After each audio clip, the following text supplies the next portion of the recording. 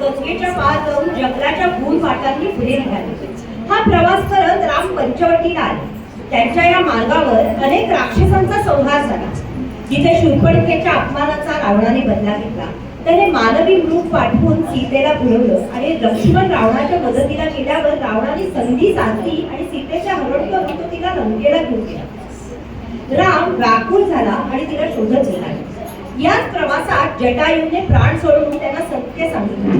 शबरीच्या भक्तीचा अनुभव घेत राम हनुमानाशी भेटले. या त्यांच्या भक्तीने मनापासून त्याची आराधना केली. रामाचं नाव घेतलं आणि तो स्वतः प्रकट झाला.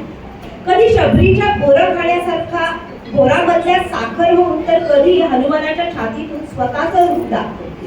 राम फक्त देव नव्हता, तो भक्तांच्या भावनांचा प्रतिसाद होता. त्यामुळेच तो कौशल्याचा राम होता, कबीराचा सखा होता आणि आपल्या हृदयातील श्रद्धेचा आधारही. पुढील गाणं गीत रामायणातील नसले तरी तेवढं आपल्या जवळचं आहे. गाणं गीत रामायणातील नसले तरी तेवढेच आपल्या जवळचे आहे. शेला विणणाऱ्या कबीराची गोष्ट आपल्या सगळ्यांना माहितीच आहे. हीच गोष्ट माणिक वर्मा यांनी आपल्या अजोड आवाजात मराठी माणसाच्या मनात गुंजी घालत जिवंत ठेवली आहे. अर्थात कौशल्याचा राग ऐकूया श्रिया हिच्या आवाजात कबीराचे विणदोषे. कौशल्याचा राग बाई, कौशल्याचा